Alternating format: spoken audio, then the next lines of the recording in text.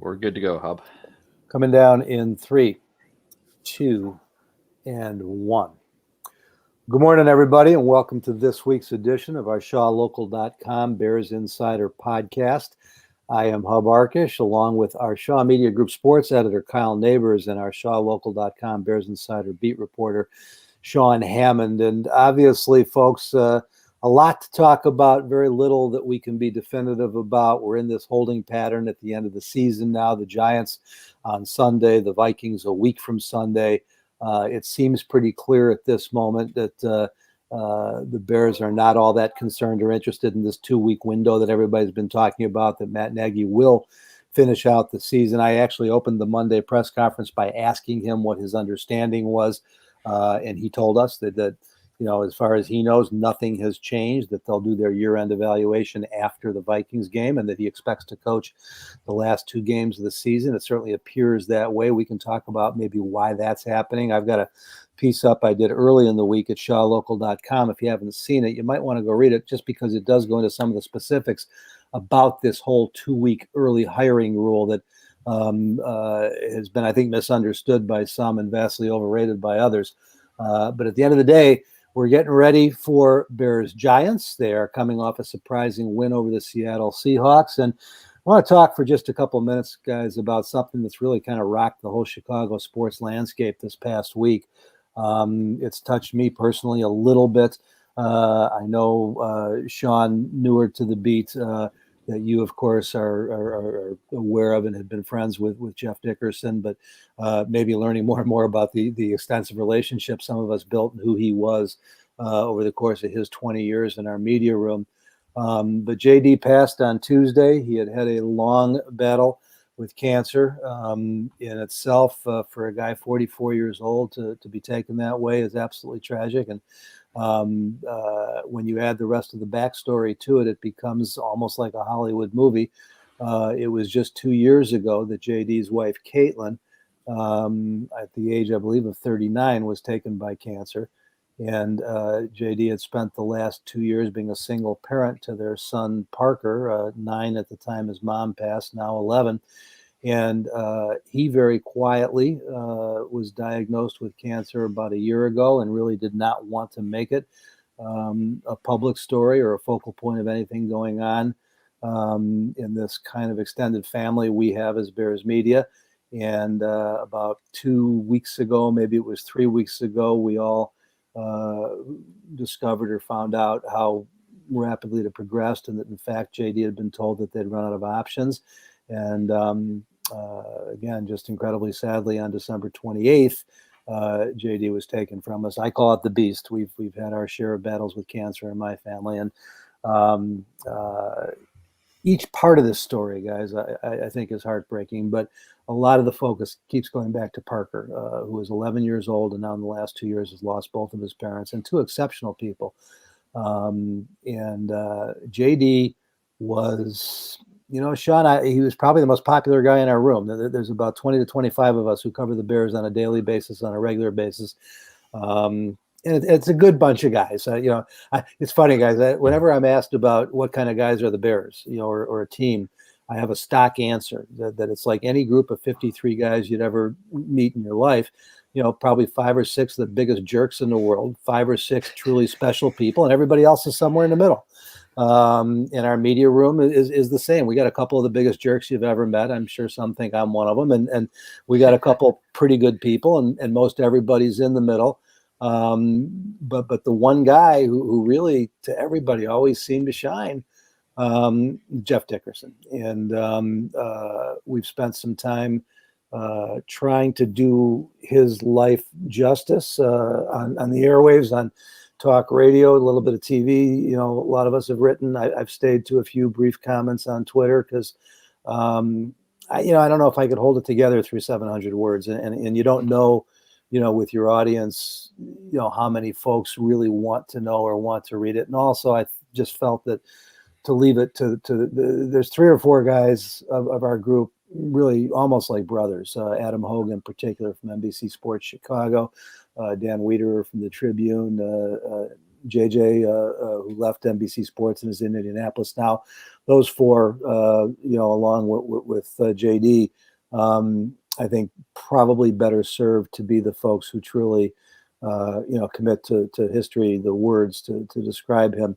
But it's been a very difficult week. I don't know any other way to put it. And Kyle, I know that you're as our boss, as the editor, hold down the fort at home, that you don't get out on the road or even in the room that much. But I know you also knew JD a little bit too, and it's tough for everybody. Yeah. It's been a tough week. I started out working at the Daily Journal down in Kankakee County in Bourbonnais, where we didn't cover the Bears full time. We covered training camp every single day. My first year was the lockout year, 2011. And at the time, the Journal had a completely asinine policy where even their sports writers were supposed to dress business style. So I'm out at training camp. My first time out there, I'm 22 years old. I look like I'm about 16 years old at that point. I'm in a shirt, dress pants, and a tie. And if you guys have ever been, you guys have been to Bourbonnais, but anyone that's listening or watching now, particularly back in the 2011 period, Lovey, practice usually early afternoon a lot of times. So I'm out there in a shirt and tie, sweating my ass off and just looking out of place. And the Bears beat, once you get to know the guys, a lot of them, as Hub said, are great people. But particularly when you're at training camp, you get a lot of people that reporters that show up for a day, or some smaller people, and the beat guys are a little hesitant to reach out to them at first, because I don't know how to say it. Some of them can be rather weird, and ask some very odd questions during training camp. But a couple of days in, I was still there and looking like an idiot still. And JD was the first one that came over out of the group and introduced himself and really asked me why I was dressed the way I was. But, it struck up a conversation with me and introduced me to all the guys. And, over the years, if you ever spent time at training camp when you were on the sidelines and you're just waiting for practice to be over by the end of it. JD was the guy asking, where we were going to dinner, organizing that type of thing. Hey, where are we going to go get a drink tonight? He was that person. He was always finding positive and, was always friendly. I really appreciated the fact that he took the time and came over and talked to me and made me feel like part of the group.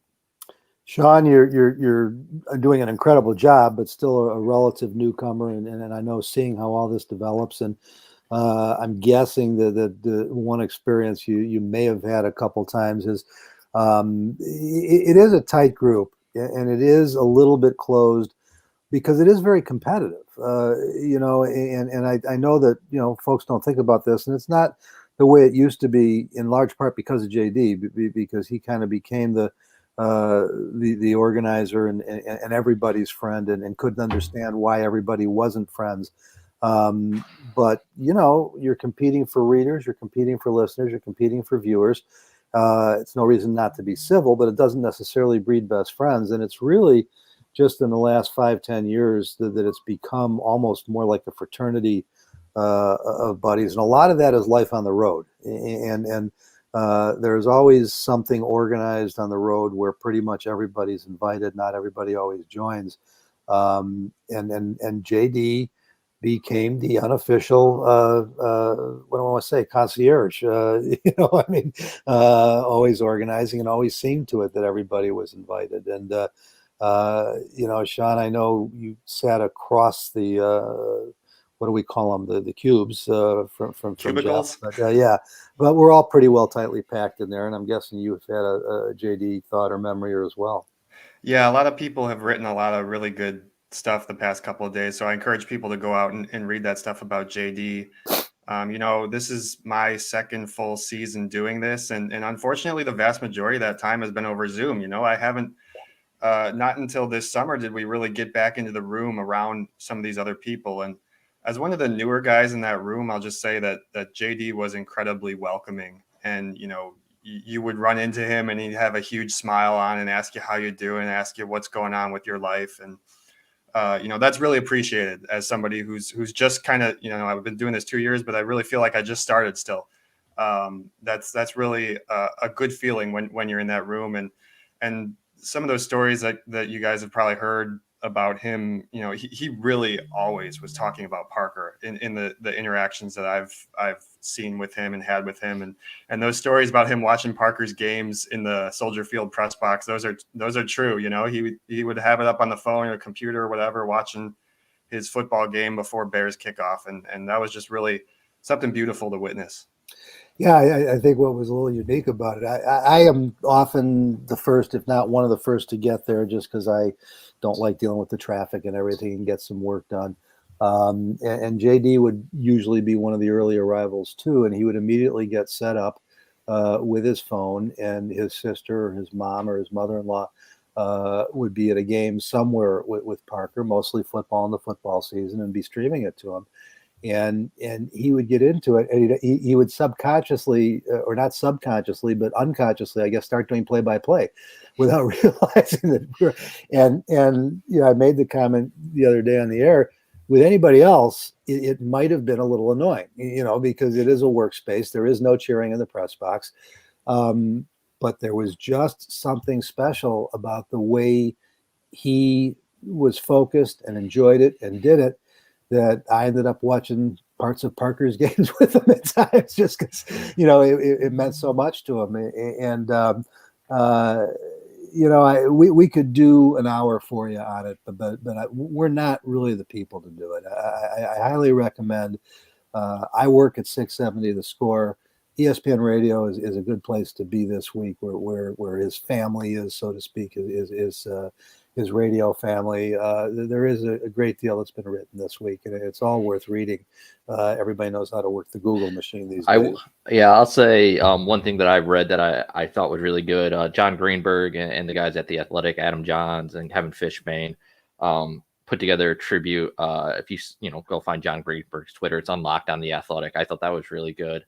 And one other thing I'll say about JD, and you guys, I'm sure both will agree with me, is from a professional aspect, there's an art that goes into asking questions. Mm-hmm. When we're talking, particularly when we get into group settings where you have 20 or 30 reporters talking to a player, those players most of the time want to get out there as quickly as possible. They're not comfortable in a group setting, which is understandable. It's not fun having a bunch of people crowded around you before we got into the pandemic time. So one bad question can really cause a guy to shut down, particularly if it's a tough question. JD always had he knew exactly how to ask those tough questions that were disarming and to get the answers that you were looking for, but to make guys feel comfortable when with the media. And that's that's a real skill. Yeah, it is. It's impressive. And his follow-up questions were always really good too. I as a person who relies on preparation and likes to know what I'm, thinking before we get into it, I've always been impressed with just his ability to follow up on something somebody said in the moment. Guys, I think so much, it's such a testament to the man that so much has been spoken and written about the person that he was, that I almost wrapped this conversation without pointing out. He was also, if not the best, one of the best reporters in the room, outstanding at his job. I mean, his network of contacts and connections kind of blows you away as you hear people checking in that have their JD stories that you didn't even know he knew, and just he was also, one of the great sports reporters in the city of Chicago. And the last thing I would recommend, we had on Wednesday evening, about 36 hours, Adam Hogue, who I think probably was JD's best friend, has been remarkable in this whole thing, trying to keep everybody informed and grieve on his own at the same time. Organized a Zoom get together for those of us in the media who wanted to join. There was anywhere from a dozen to 14 of us at various times. Everybody had their own bottle of choice. Mine was Glenlivet, and it's mostly gone, so forgive me for being a little hungover this morning. But it was just to grieve, share your thoughts. Let's talk about this, and let's remember our friend. And it became kind of an Irish wake, and The thought, I think, is that may become a one-time podcast. And so if it does, when we're aware, we'll certainly promote it here and let you know.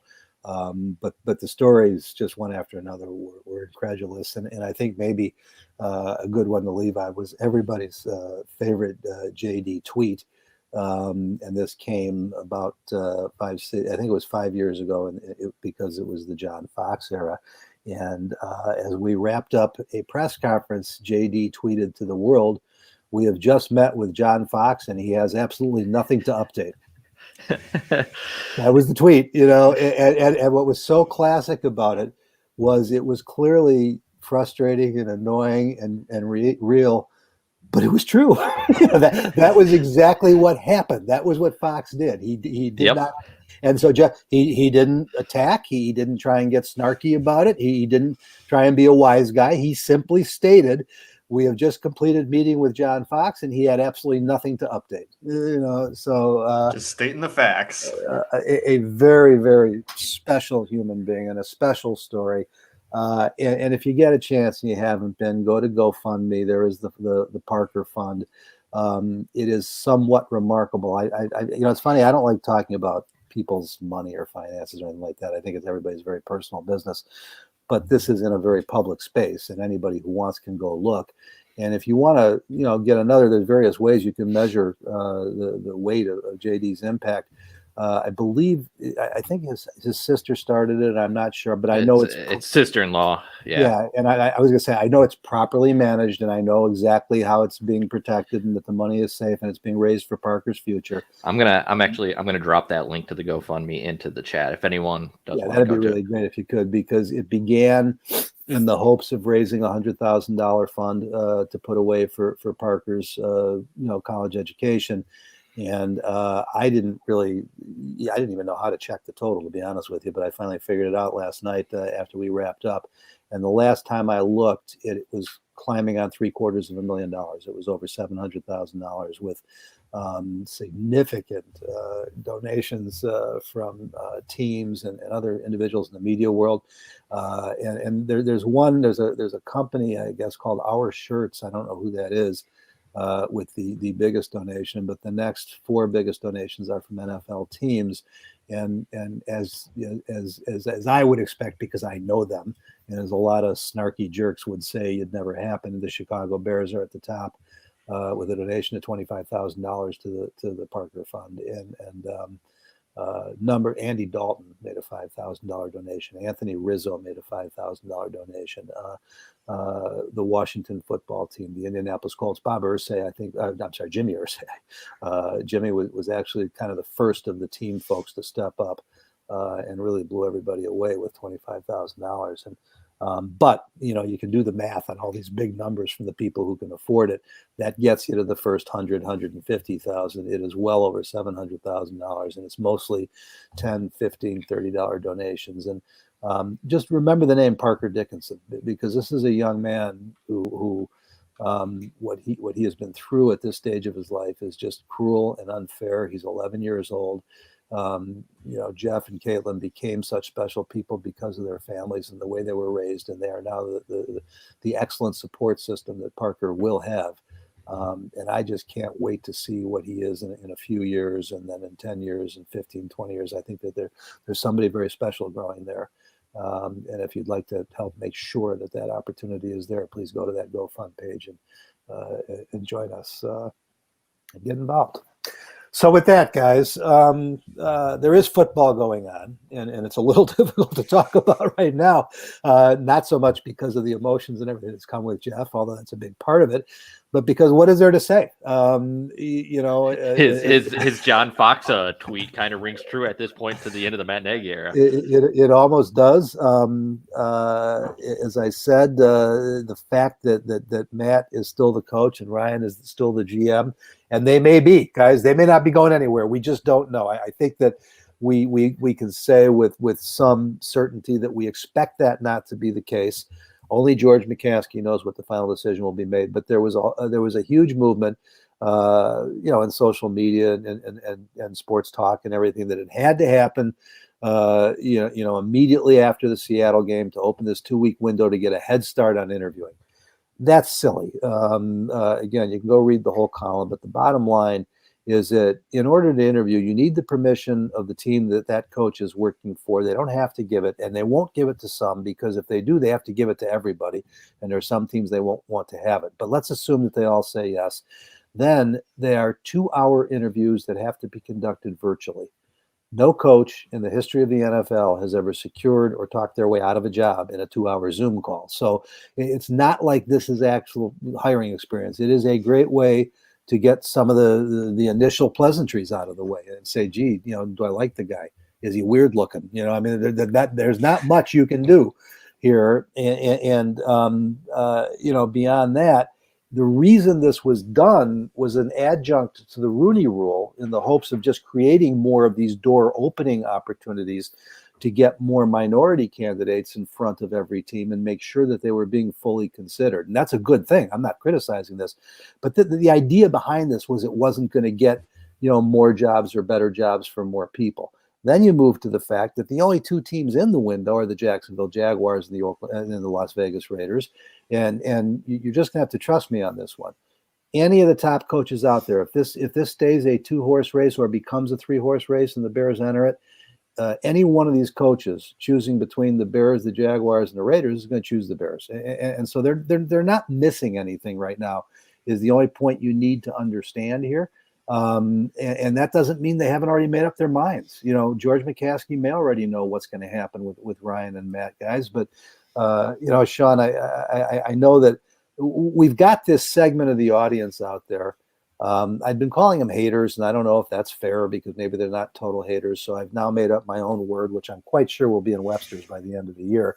They're the Twidiots. These people who live on social media and think they can tweet and do whatever. And they're rude and crude and mean and unnecessary. And it doesn't matter, guys. There almost certainly is going to be a coaching change. There are going to be front office changes. You don't need to punish these people. They didn't do anything evil. They didn't do anything on purpose. They failed at their jobs, and they're going to probably be fired because of it. That has to be enough. So you got to let the rest of it go and let this run its course. And Sean, I will be more than a little bit surprised. I don't want to go stunned because the Bears do some interesting things, but I'll be as close to stunned as you can get if there isn't a coaching change, and I think it's going to happen. If not Black Monday, probably within a day or two of that final game against the Vikings. Yeah, I think we would all be stunned if we get to Black Monday and there's no change with Matt Nagy. I mean, some of us were surprised last year when that was the case. Obviously, circumstances have changed and things have gotten a lot worse this season. If you're a potential head coach, if you're, say, Doug Peterson out there, wouldn't you want to hear every opportunity you could? If you think that a better job is going to open than the Jaguars, wouldn't you want? It's a 2-week wait to see what other opportunities are out there. I don't know why you would jump on an opportunity unless you're an emerging coordinator who might only get one opportunity. I would imagine those guys want to see what their options are. I think that's a good point about coaches. Assistant coaches probably do want to wait to see what their options are. And also, the other point, part of this, and Hub, you wrote about it. I at first, I think there was, as you mentioned, the Twitter idiots, or however you call it, Twidiots. The Twidiots, yes. I maybe not want to go that far. I mean, a lot of emotional response for Bears fans that want to change. But I think as people started to realize, you don't know who's going to be making the next coaching hire anyway yet, and we have no indication that the Bears have made that decision of who's going to be making that next coaching hire. It kind of limits your ability. If you fired Matt Nagy now, there's not a lot you can do with it. So, guys, I think we're not speculating and not criticizing when we state the fact that George McCaskey and Ted Phillips know that they don't want to be the ones hiring the coach or the GM because they've never done it in the past. When they decided to move on from Lovie Smith and Jerry Angelo, they brought in an outside search firm who found, Phil Emery and Mark Trestman. That was an absolute disaster. So then they went out and got Ernie Accorsi when they fired them to bring in Ryan Pace and John Fox. Ryan Pace was thought to be the top football guy, and is the top football guy in the organization. He was allowed to hire Matt Nagy.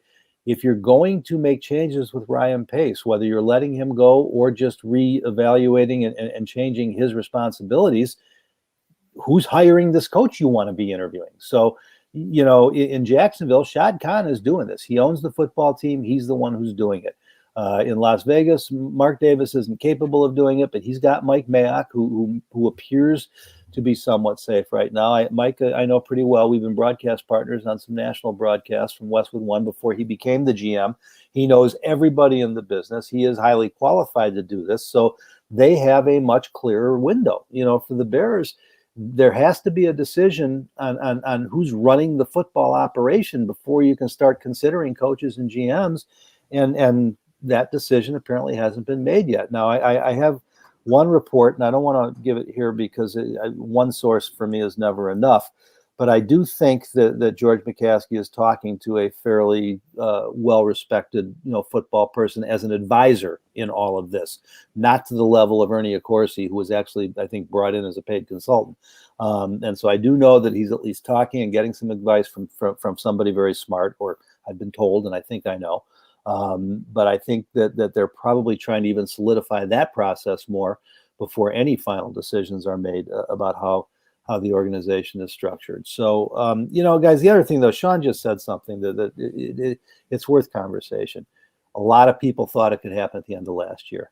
Nobody inside the NFL thought it could happen, and people were stunned that it was even being discussed. Matt Nagy was finishing his third year without a losing season, 9 games over 500, having just come out of the playoffs for the second time in 3 years. And nobody but the people in Chicago who were so angry about the offense and Mitch Trubisky could understand why there was even any discussion about him losing his job.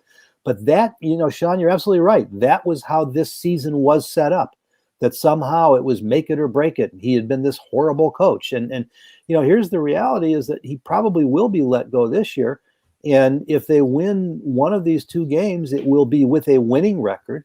Worst case, if he loses both of them, he's going to be 500, but we'll have had 1 losing season in 4 years, been to the playoffs twice, and won a Coach of the Year award. This guy is not the failure, the disaster that people want to paint him as. I mean, you can have your opinion, but you can't change reality. And so, again, this is where everybody's, Hub's an apologist, he's making excuses. No, I've been writing for 5 weeks. You have to make a change. You do have to let him go. But the point is, you have to do it with class if you want to get the best of the pick of the litter going forward. This is a very small community, guys. And these coaches, the first thing they do before they take a job is they talk to whoever was in that job before. They talk to people who've worked in that organization. They want to know what they're getting into. And dragging, Pace and Nagy over cut glass is not the way to go. Even all these fans, with all the negativity, you're not helping things. You got an outside coach or an outside GM. Gee, you want to go to work in Chicago? It's almost become Philadelphia. This is the way you're going to be treated. This all matters. And so I'm not saying the Bears are doing it right, because they obviously haven't gotten it right in 4 or 5 decades, but at least they understand that this has to be done in a business-like and orderly fashion. And Sean, I think that's probably at least what they're trying to figure out right now. Yeah, and I think George understands that, just based on the way that they run the organization and just the legacy of coming down from George Halas and all that. But, you're right, Hub. Matt Nagy has not been an epic failure. He's probably gonna leave here with a winning record. It's possible they lose these last 2 games, but I would expect that they'll probably beat the Giants and maybe beat the Vikings. At the same time, it's okay to want change. It's okay to want a new voice in the room. Sometimes change is necessary, even if your coach has a winning record. That's okay. We saw the Bears do that to Lovie Smith with a lot more wins than Matt Nagy has. So it's okay if that's the direction that you want to take your team. I agree that this. I would have been surprised if Matt Nagy was fired last year. As somebody who followed the team closely, I know a lot of fans wanted that, but certainly I think it is much more likely and much more possible this season, just given the way that things have progressed here.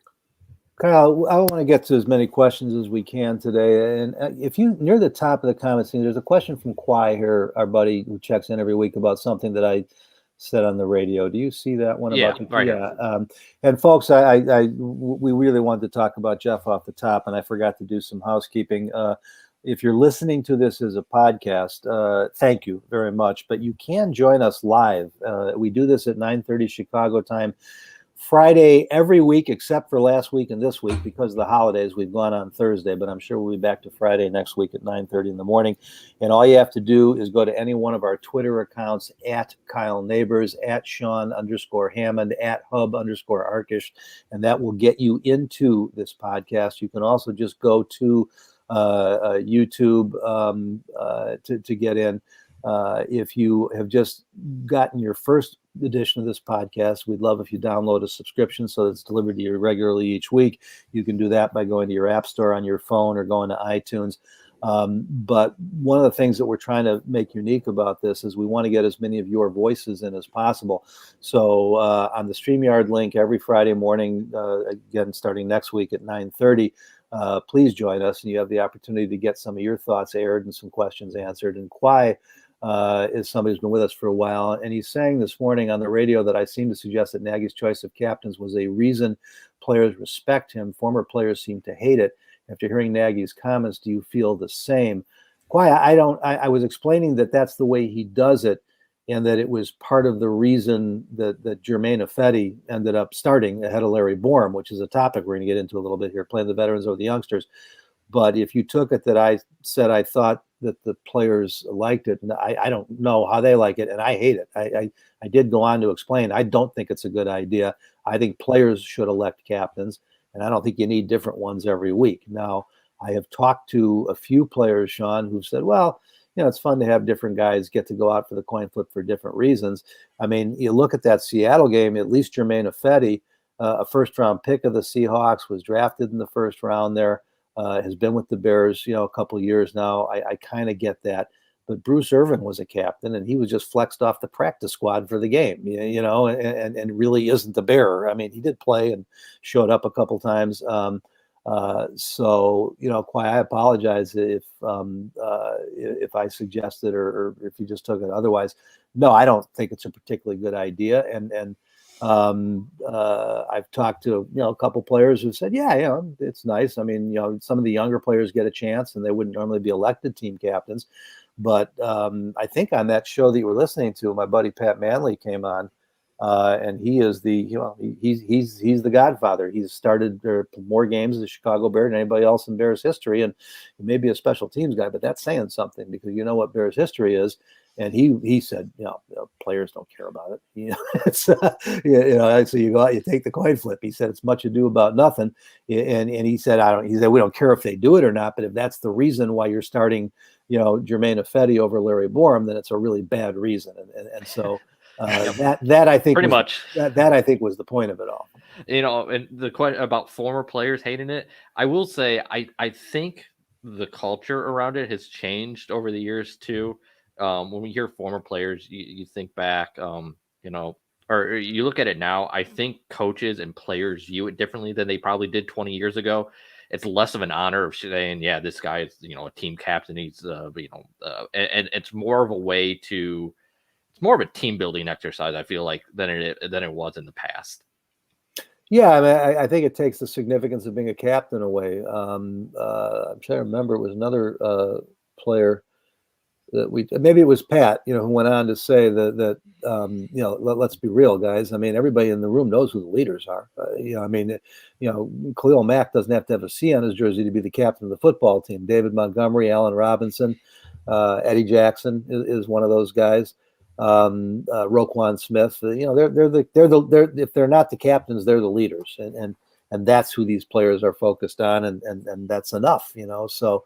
Again, I apologize if that came across wrong. Kwai, I don't think anybody, best case, most don't care about it. I'm not sure anybody likes it all that much. I dislike it because to me, it's giving the respect to the wrong people. And the ultimate respect is I think the players should choose their own captains as opposed to the coaches. But that said, Sean, and maybe this is where Quai was going. That was part of his question. Matt Nagy absolutely is a player's coach. And I think that has been proven the way they're playing these last couple of weeks. And the guys who have come to the Zoom, because there's, I guess the microphone, but we've seen on Zoom, to a man have said, yes, we like playing for Coach Nagy. We want to play for Coach Nagy. We're going down with him. And so he is liked and respected. Not everybody. Again, this gets back to what I said at the top of the show. I'm sure we could find a handful of players there, mainly overplaying time or the way they've been evaluated, who probably don't care for him at all. But for the most part, I think one of the reasons he is still coaching and a change wasn't made these final 2 weeks is because it's obvious that he has not lost his locker room and that these guys do want to play for him. Yeah, if you're a player, I imagine there's a fair number of reasons to like playing for Matt Nagy. He lets his players be themselves and show their personality, and he seems generally open to having conversations with players when things I think back to when Jalen Johnson posted that thing on social media and he said, he sat down, we had a great conversation about it, it was over. Situations like that, I've heard people say this, I don't know, on the radio or wherever, he would be a good neighbor. You would love if he lived next door to you because he's looking out for you and he's a personable person. That doesn't necessarily mean he's the best football coach for your situation. Yeah, I mean that's all great, right? I mean, it's all true. But it is frustrating, I'm sure, to see someone like Germain Ifedi starting at this point of the season over a rookie like Larry Borum, who, when he was out on the field prior to going on the COVID list, had played really well, or at least above average, and you wanted to see more of him. Well, and to that point, we're going to get to my column from last night and today, before we go home, and we'll talk about that. But, the other piece we don't know, Kyle, and maybe you could find another question you like and pop it up there while I ask you this.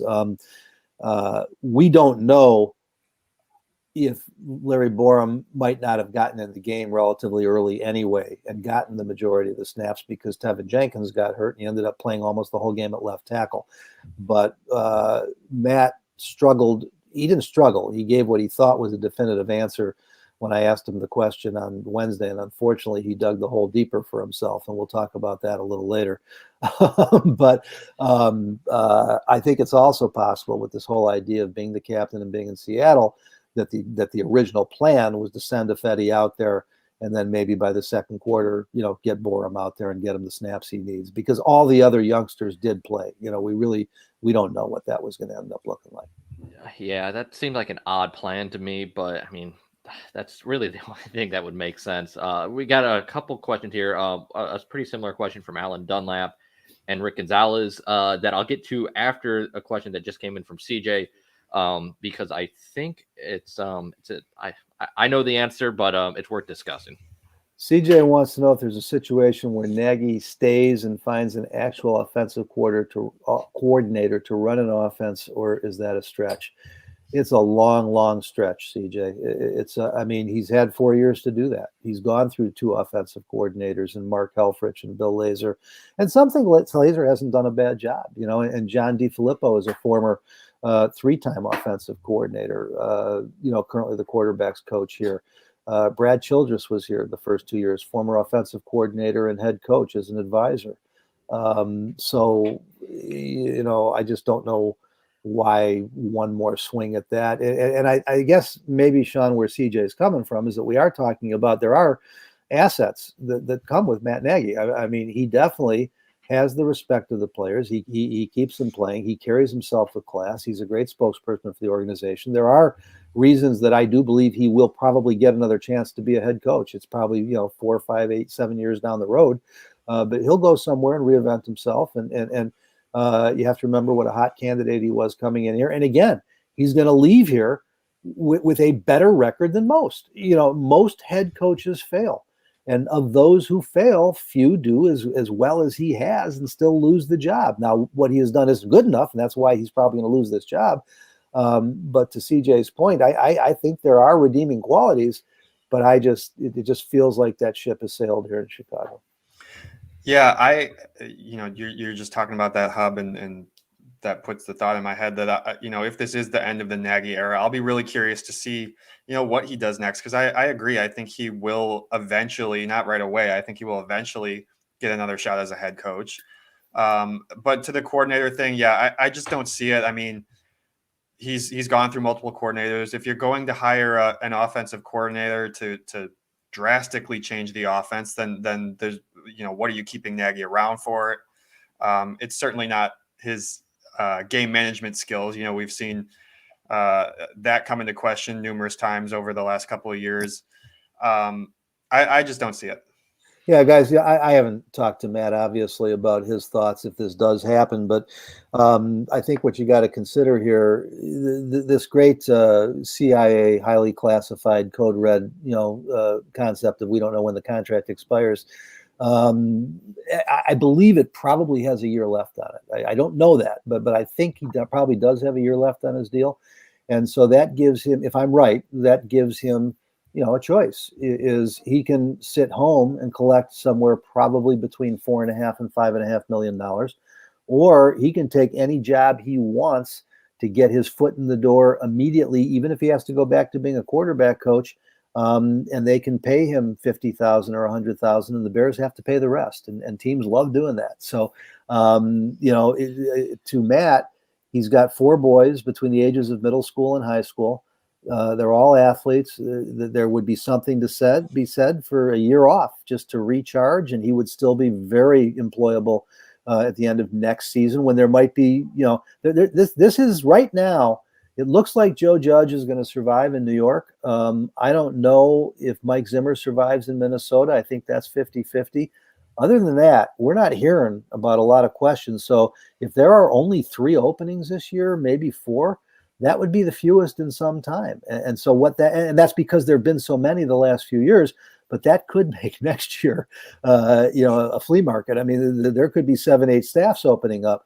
So there are, if this doesn't, listen, guys, I've been fired once in my life, and it was miserable. It was a job that I loved. It all worked out. I ended up getting a better job a few months later. I think most of us have experienced this, and there's no way to spin it as this is a good thing. But there are a lot harder places to land than where Matt is going to land. And so it'll be interesting to see how he chooses to. He's going to have choices as to how he reinvents himself. I mean, Matt is. You guys are both right. I'm pretty confident he's going to be in the conversation within the next half decade to a decade to be a head coach again. One thought that I've had recently. We'll see how it works out and how the offseason shakes out, though. If he is let go, like we expect him to be, one of the top people, at least, that will be interviewed is going to be Eric Bieniemy, the offensive coordinator at Kansas City. Now, if Eric was to land one of those open jobs, I could see a scenario where Matt ends back up in Kansas City for a few years. Well, he could even go back as just an assistant head coach. I mean, Yeah. They don't even need to open the job. Eric, you get some of these guys who are one of the top 2 or 3 candidates for 4 or 5 years and keep getting passed. Eventually, they just stop being one of the top candidates. And I have this fear that Eric Bieniemy could be one of those guys. And quite frankly, fair or not, the fact that it didn't work out with Matt is going to make some people skeptical of hiring Andy's next offensive coordinator who followed Matt. But you're right. You're absolutely right, Kyle. And it wouldn't be at all surprising. I mean, him and Reed are close. There's no question about that. So he also has some pretty good connections in other places that people aren't aware of.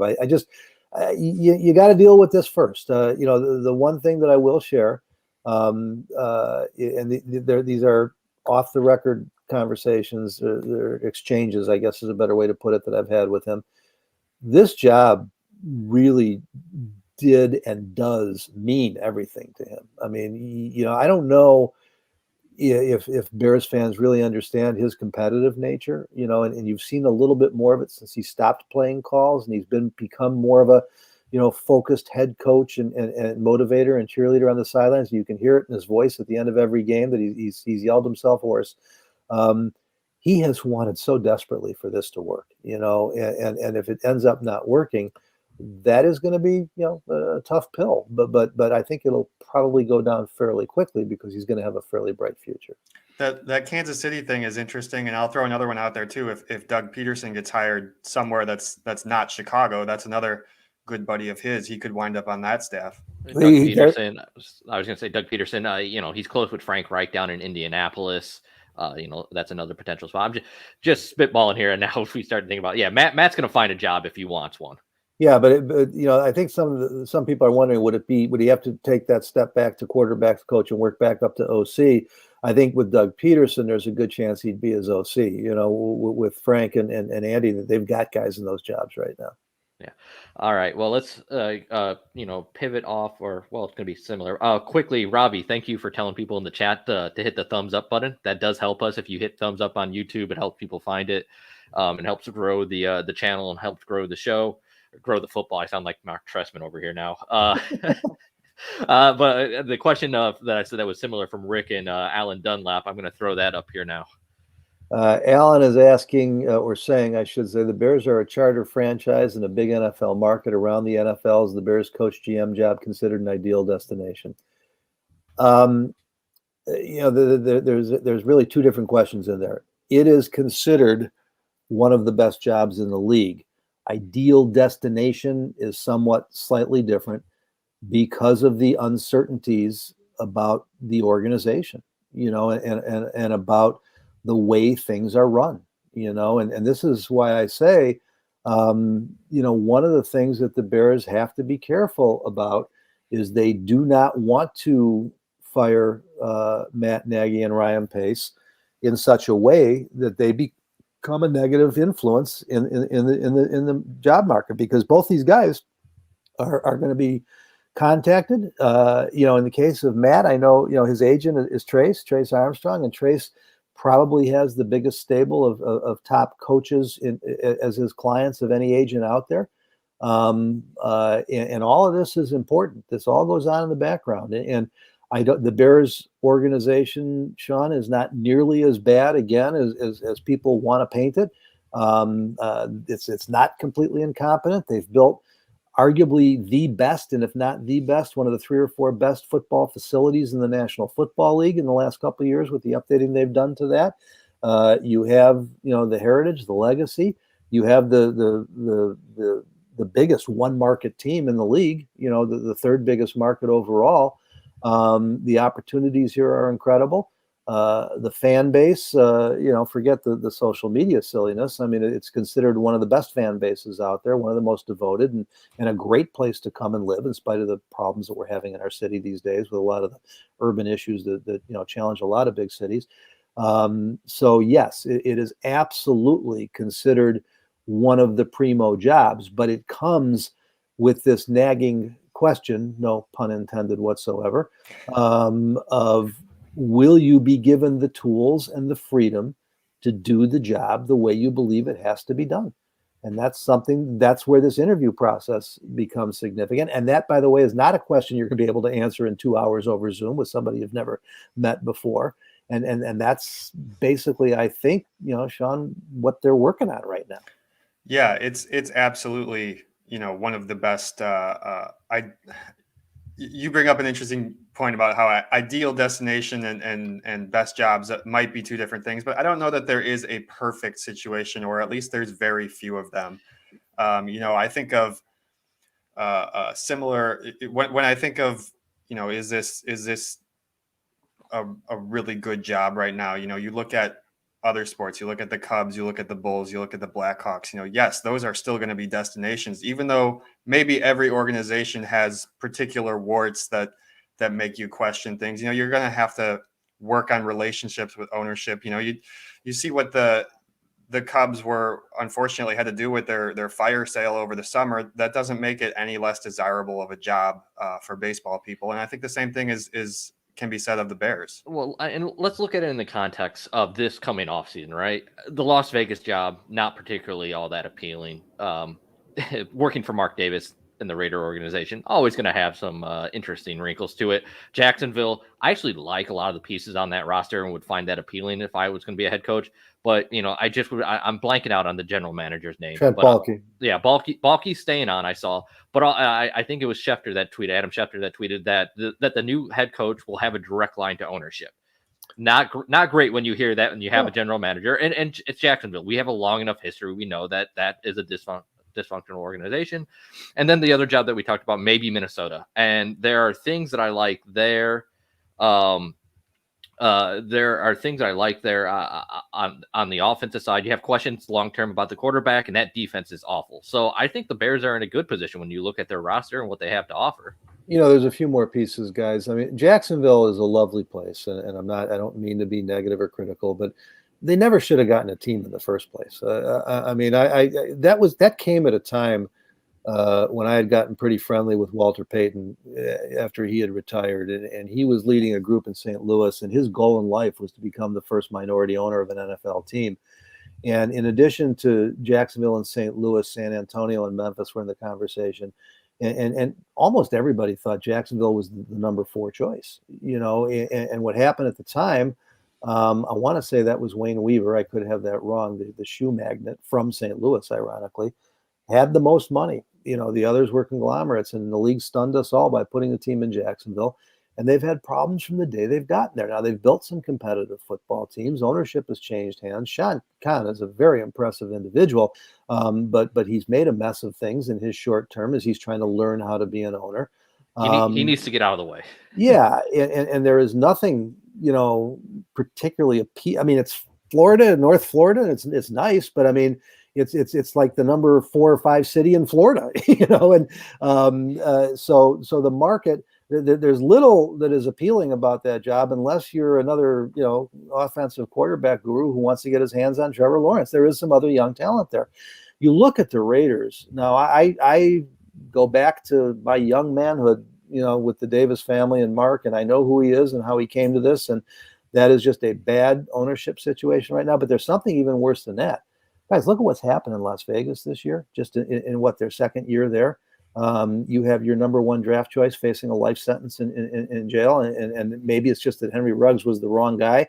But the distractions, the trying to keep the focus of 50 to 60 young men in their early 20s to early 30s in Vegas with all that goes on around, it just it almost doubles the outside influences and distractions that you worry about. And again, I always find Vegas to be, I know it's attractive to some people, but it's also, it's not where I want to go raise a family. And so now you're talking about Chicago against those with the Bears history and everything.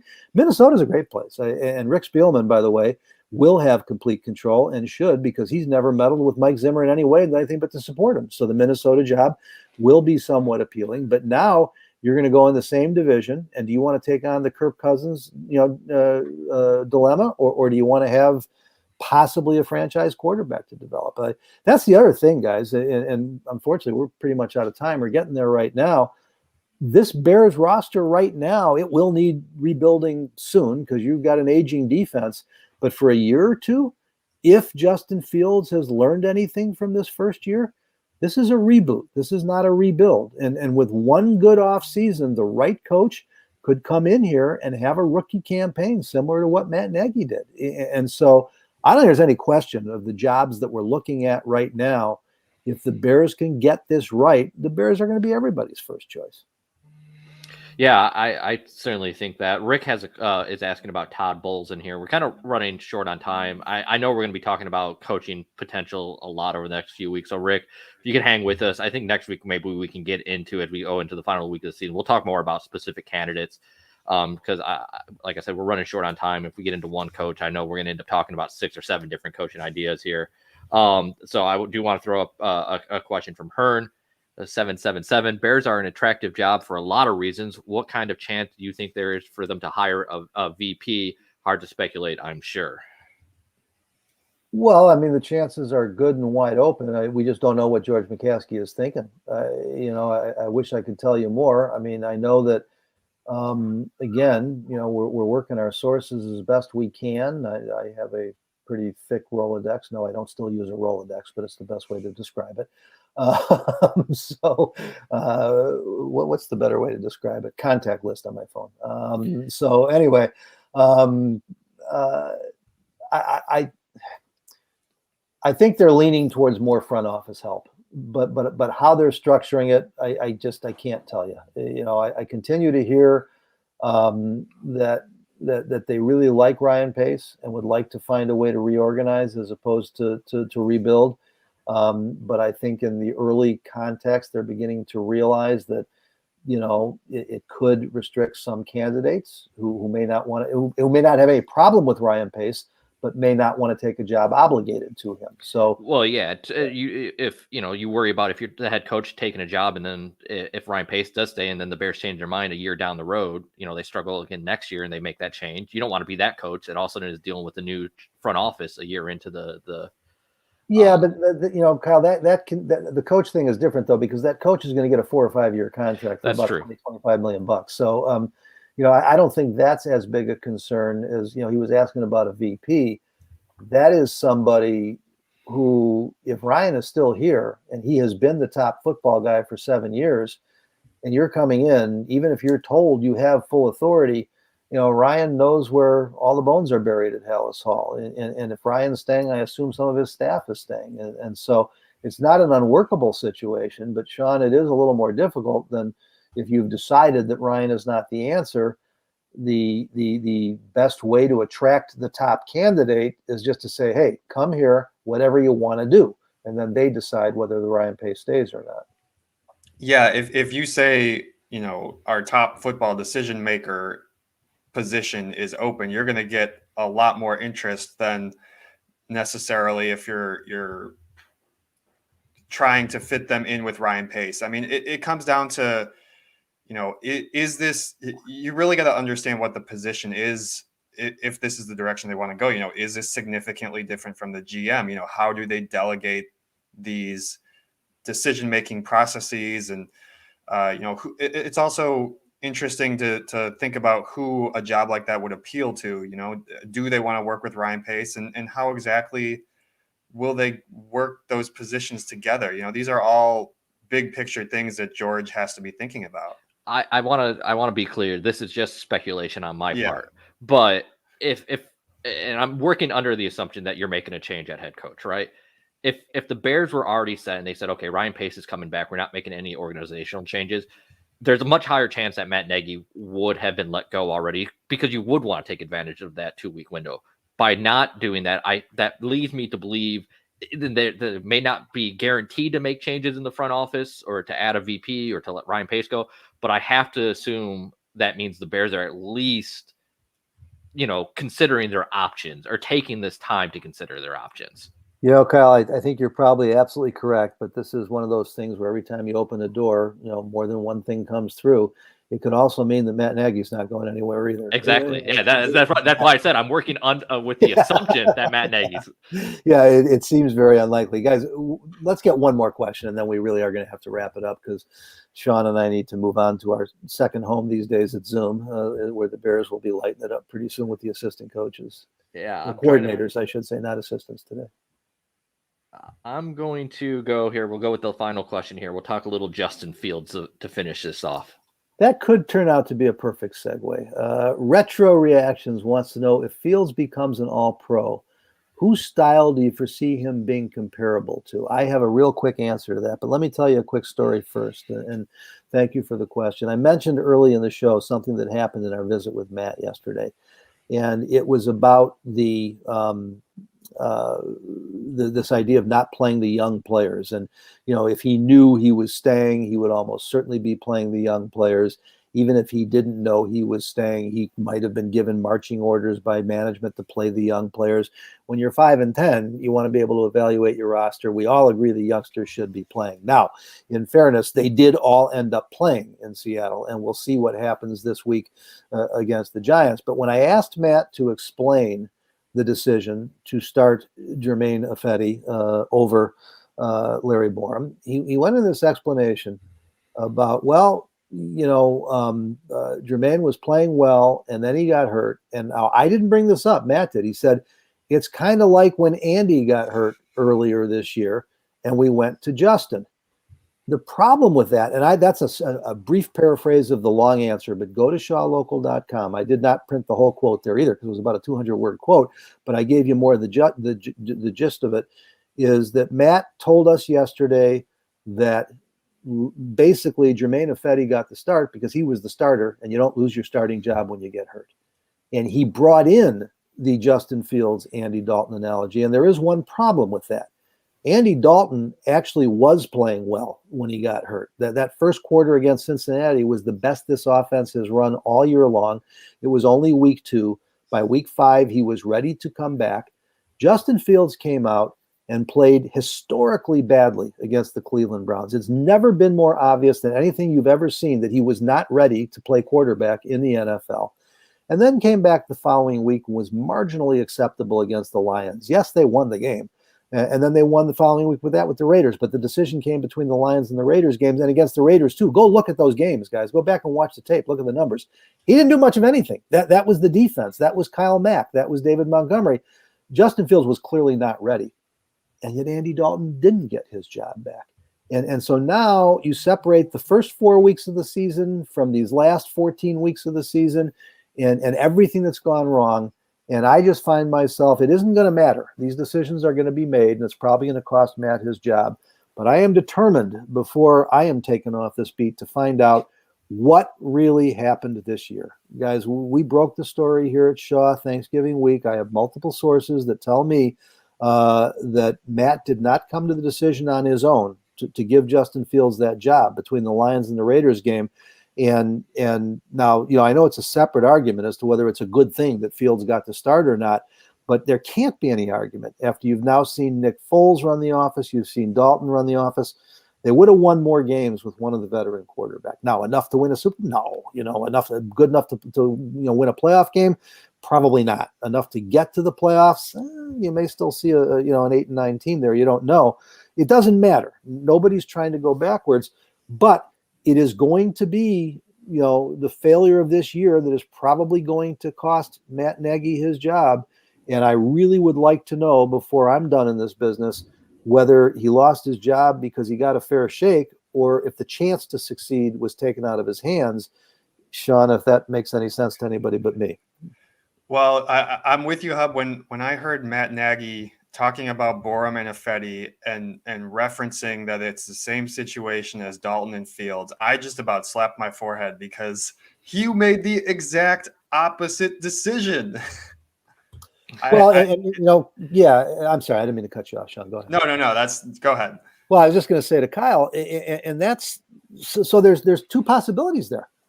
One is that, Matt just does that stuff, and that's why he's going to lose his job, because he didn't really have a plan, because there was no consistency, because they were throwing darts at the wall. But based on what I've been able to find out so far, I don't think that was the case. I think there was a plan. I think the plan was changed by not necessarily the top football people. They created the mess, and now, other people are going to take the fall for it. So it really is a way to leave for this week, because we'll pick it up again next week, our conversation about what comes next, and gets us back to what I think there is some strong consensus, if not unanimous agreement about. This team needs to hire a top football person. Call him the president or vice president of football operations, call him the general manager, call him what you want. But they need to be able to tell candidates for any job, head coach, personnel director, GM, this guy, Joe Blow, he runs everything football. It all goes through him. That is when they'll have a chance to succeed and hire the right people to do these other jobs. I think you guys hit pretty much everything on the head there. We did kind of get off track of Retro Reaction's original question, though. I'll throw it back up there because he was asking about. No, it's okay. That was a conversation we needed to have, but I forgot to finish the last part.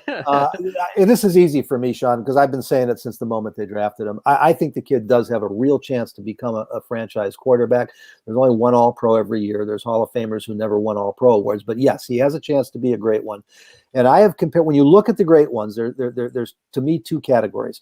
You take the Peyton Mannings, the Joe Montanas, the Drew Brees, the Dan Fouts, the John Unitas. I can go on and on, all Hall of Famers, Warren Moon, and you put them in one category. And then you have another category that only has two guys in it. It's Brett Favre and Patrick Mahomes. What separates Brett Favre and Patrick Mahomes from the rest is what has always made Fields so intriguing to me, is that they had a unique combination of athletic ability and arm talent. And I'm talking about arm talent, not just arm strength, that I've never seen in anybody but those two. And I think that Justin Fields has those kinds of traits. And so if in fact he becomes the quarterback I think he can be, doesn't mean he will be, because the mental part of it is so huge too. But if it happens for him, I think the comps will probably be Brett Favre and Patrick Mahomes. Yeah, that's certainly exciting to hear if you're a Bears fan. I'm going to throw out a name too, which is one of the guys that Justin mentioned last spring after the draft when we asked him who he models his game after. He said Russell Wilson, and I'm just exactly where I was going to go. Yeah, I'm just looking. It looks like just a quick Wikipedia search. Russell Wilson has only ever been a second team All-Pro, which is a little surprising, but yeah, that's the direction I go. I don't see him as a Lamar Jackson type. His body, he's a bit taller, a bit bigger. He's not quite the same build as Lamar Jackson, even though he does have some pretty good speed. He's not the runner that Jackson and Murray are. I mean, he's got similar speed, but Jackson and Murray could be running backs. I don't think Justin would be a running back. I don't think so either. I think we're going to see Justin Fields running the ball more often later into his career than we saw with Russell Wilson, but I think he's closer to Russell Wilson than Lamar Jackson or Kyler Murray. Yeah, and let's just be clear about something as we say goodbye, guys. I don't. Russell Wilson hasn't been an All-Pro. I don't think Ben Roethlisberger has been an All-Pro. They're both going to end up in the Hall of Fame. When you've played your entire career in the Tom Brady, Aaron Rodgers, Peyton Manning, Drew Brees era, it's kind of hard to be an All-Pro. So it doesn't mean you're not one of the all-time greats. Guys, we are out of time. It's just so much fun to get together with Sean and Kyle and do this and hear your questions. And I know we promise every week. And my New Year's resolution, I normally don't make these guys because you never keep them. But my New Year's resolution is beginning next week, we are going to get to questions earlier. We're going to take more. We're going to get everybody into the show. If you have been with us live here on StreamYard, thank you so much. If you're hearing us as a podcast, we appreciate you just as much. We just hope that you won't miss the opportunity to start joining us live so you can participate. That's going to be happening in the new year, starting next Friday, January 6th at 9:30 Chicago time. We'll have to take a week off here and there. We'll let you know when they're coming, but you can plan on 9:30 Chicago time. Go to @Sean_Hammond, go to @Kyle Nabors, go to @Hub _Arkush. That's the quickest way to get you right into the link as we record these podcasts. If you prefer not to be participant but want to hear the podcast and you don't want to have to worry about missing it, go to the App Store on your phone or iTunes, or go to shawlocal.com and download a subscription to the podcast. And by the way, guys, I don't know about you, I still like to read. I still like to get ink on my hands. We are Shaw Media. We have just the best newspapers and all in the northern half of the state. We pretty much own it. Whether you're in Crystal Lake or anywhere, Joliet, DeKalb, as I say, the whole northern half of the state, get one of our newspapers. We're also partnered with the Daily Herald. And so we hope that you're picking up our papers as well. The best way to do it is get that. Is the holiday special still running at Shaw? I was gonna make sure. We just launched a new special. You get a 99 cents for 6 months. It's the best deal we've ever run. We're doing it for the new year. So it's a great time to join now. Yeah, guys. So you're talking about less than a penny a day to get what over 300,000 readers in the northern half of Illinois are getting for all of our papers. Now, I don't want to mislead. I don't want false advertising. That's Shaw. That won't get you the Daily Herald. No, that's shawlocal.com. Yeah. That's 99 cents per month. I should say 99 cents per month for 6 months. That'll get you access to all of our newspapers, all of our digital content. We have newspapers that go all the way from suburban Cook County all the way to the Mississippi River. Pretty much if you're in Northern Illinois, there's a good chance you are within one of our print markets. And of course, you don't need to be in one of our print markets if you want all of our Bears content. That's all online every day. Yeah, and again, no false advertising. I lied. It's not a penny a day. It's 3.3 cents a day. So be sure and join us, guys. We'd really appreciate it, and I think you'd be happy that you did. So have a great holiday weekend. There's a football game in the Orange Bowl this weekend. You may have already watched it by the time you hear it. Many of you know I'm a Michigan alum, so I get to have bias here. I'm not covering this game. And there is something to watch, Bears fans. We'll leave you with this because people have been asking. I don't know if I've seen it in the stream today, but I've seen it as we've done these podcasts. If Michigan were to win a national championship, and I will tell you as a biased alum, I don't think it's going to happen, but I think it will eventually. I don't think it's going to happen this year. If they were to win a national championship, Jim Harbaugh has been a friend of mine for a number of years, and he is the most competitive human being I have ever met. And I suspect that with a ring for an NCAA national championship, he would then think about coming back to the NFL to chase that Super Bowl ring. And I don't know where a Bears opening conversation would go. If they don't win it, though, he's fallen in love with Ann Arbor. He's reinvented that program. I don't think he's going to be in the market this year, but we've had a bunch of questions about this for obvious reasons, former number 1 pick of the Bears. So it is a long shot. But, you might want to watch the Orange Bowl and root for Michigan because it'll at least help you get a little closer, lessen the odds. So with that, go ahead, Kyle. No, I was saying that, if you want, there's also local reasons to watch the game too. Yeah. There's actually at northwestherald.com or FridayNightDrive.com. If you are a subscriber right now, got a story about a Crystal Lake South graduate that Trevor Keegan starts on the offensive line. Who else? AJ Henning went to AJ Henning from my high school. Yeah, Lincoln Way East. And of course, the one of the interesting things about this game is the best quarterback on each team is the second stringer. And now there's a reason that J.J. McCarthy is the second stringer at Michigan. He's a true freshman. And Cade McNamara is an upperclassman who's earned that job and done a nice job.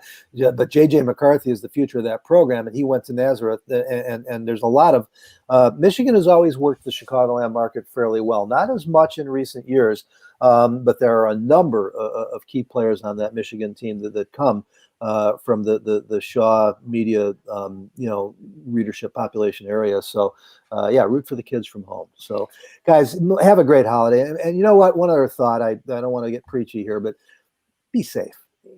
Think about it. Stay with family.